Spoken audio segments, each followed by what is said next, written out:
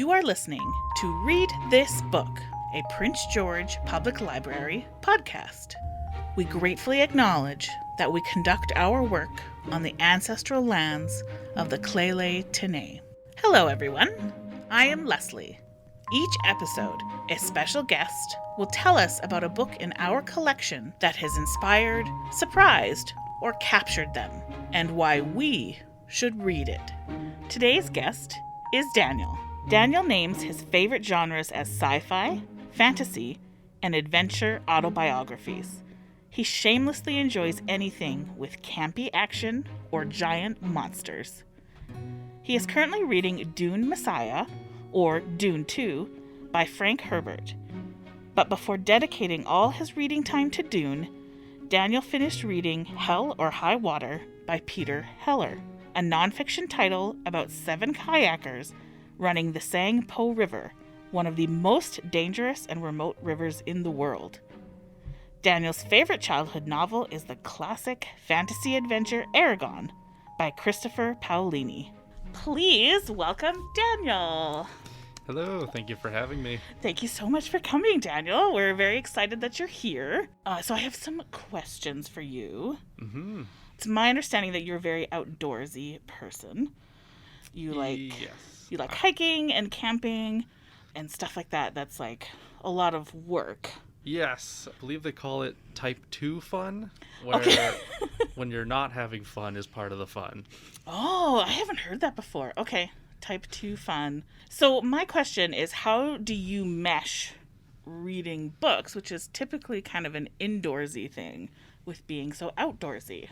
I think part of it is trying to find books that you can take with you and learn something from and then translate it into your life. I don't always end up reading, but I'm always browsing different types of kayaking books or hiking books or like moto camping, stuff that I can kind of learn from and pull into my own life. And are these books small or large? Because you have to take them with you. Usually quite small.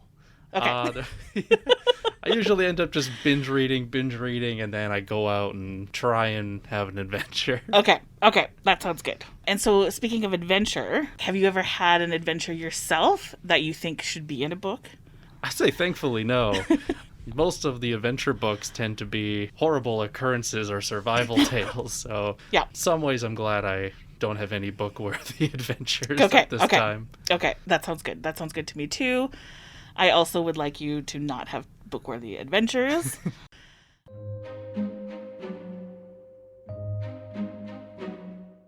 So today, you are going to be telling us about Dune by Frank Herbert. Can you tell us, Daniel, why we should read this book? There's, I don't know, the kind of obvious response of being like, oh, it's a classic. It's inspired so many things. It's been around for so long.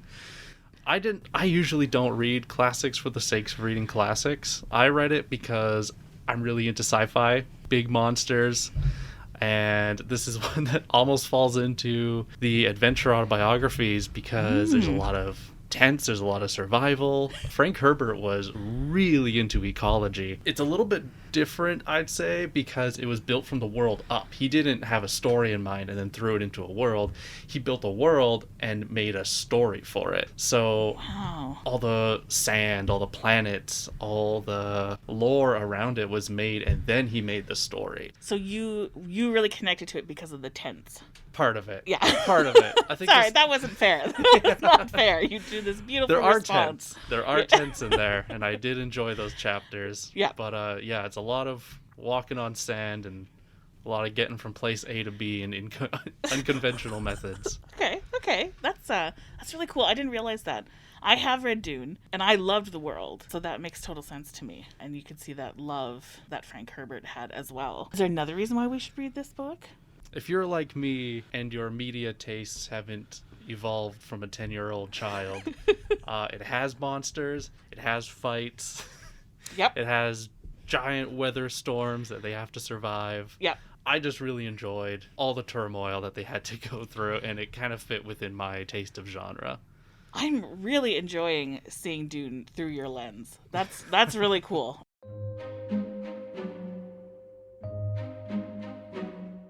Could you maybe tell us about the main themes of the book?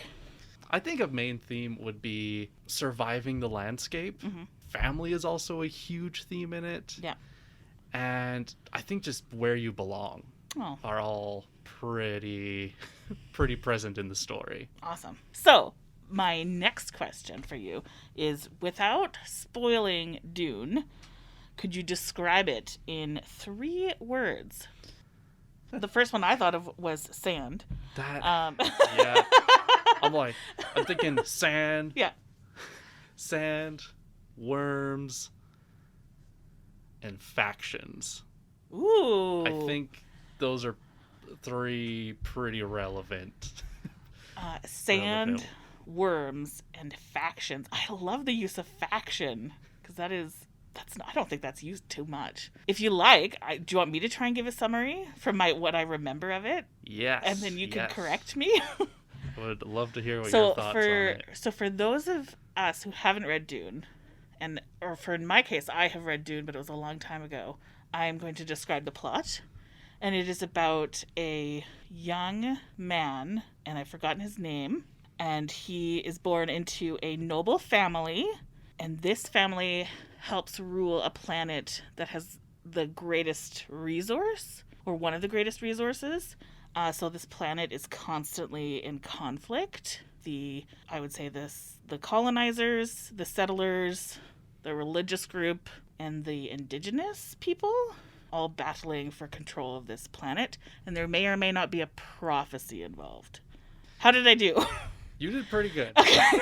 You're pretty much bang on all the points Awesome. that need to be said there. Yeah, so the main character is Paul. Paul is from a water planet, and he pretty much grew up with no hardship at all. Showed up at Arrakis, which is the planet Dune, the sand planet, and from there, I think you did a really good job of summarizing it, and I'm trying to add to it, and I'm like, I can't. I apologize. So then I think said. my words got into your head. So Daniel, what are some things that you found particularly interesting about this book? Something interesting is Frank had a really hard time getting it published. Sci-fi was generally not a super respected genre of the time. Okay. So when he got it published, the letter he got back from the one that actually accepted him after being rejected so many times was, quote, "I may be making the mistake of the century." No. But I don't know. Here we are. Yep. Almost 50 years later, still talking about it. So that publisher did okay. He Yeah, did okay. yeah. I also appreciate how you call him Frank. Like you guys are buds. I like that a lot. Something else interesting is the pacing of the book. It is crazy fast. So you follow a lot of people and you see them all at the same time. It cuts towards the Harkonnens, the Fremen. The first half of the book is only in about 3 or 4 days. Oh my gosh. So it's really, really fast. A lot happens. Wow.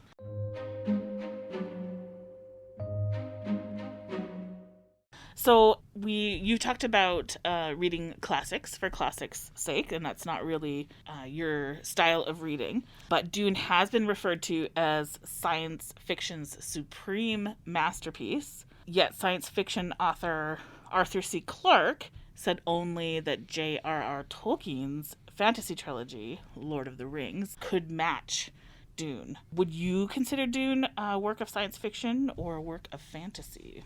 I feel like both of those are very blurred lines on how you look at them. I would say it's a lot of both. I know that's kind of a cop-out answer, but I would say science fiction can exist because you can have everything that actually exists, except for a couple bits here and there. Like, take Martian, for example.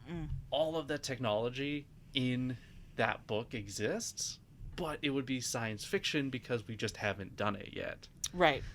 Where fantasy is something that just is completely out of left field, thrown into a world where it's now normal. Right. That's where I would draw the line. So I would say it's more fantasy than it is science fiction. Oh, cool. What are some other books that you would recommend if somebody liked Dune? And you mentioned The Martian, and that's, I think, Andy Weir. I think it wrote that. Was that something that you would recommend? There's a lot of sand on Mars, I think. Yeah. Yes. Yes. Oh, it's pretty close to Arrakis. I would recommend The Martian if you're really into the super fine details of the sci-fi bits of it. Right. Because they explain everything, painfully almost everything in The Martian. Going through that one, they'll spend 3 pages describing the chemicals that he's mixing into a flask, and you're just like, all right, I get it. But if you really like Dune for the ecological bits of it, I would say it's really close to reading Jurassic Park is kind of what it felt like, where it's fantasy where it doesn't really exist, but just enough where you can scientifically explain everything, and then there's just a huge adventure trying to survive the planet, the environment, while using all this technology that doesn't really exist. I would say it feels the same as reading Jurassic Park. Oh, cool. Okay. And all 3 books that you've mentioned, of course, have been adapted for movies, and 2 of them at least are like award winners, and then Dune just isn't out yet. Well, no, I guess there was a movie, I think, in the 80s, or it was yes. I believe it was by, I can't remember his. It was a Lynch adaptation. Oh, yeah. And it is both loved and hated. It's kind of a cult classic. Right. Be curious to see what this next one brings. Yes. Will it bring the love, or will it bring the hate? From what I've seen in trailers, I'm really excited for it. Awesome. I have heard from somewhere that it's not going to be the whole book. They're kind of going to do a little bit of a Harry Potter part 1, part 2. Okay. We'll allow it for now. We'll allow it.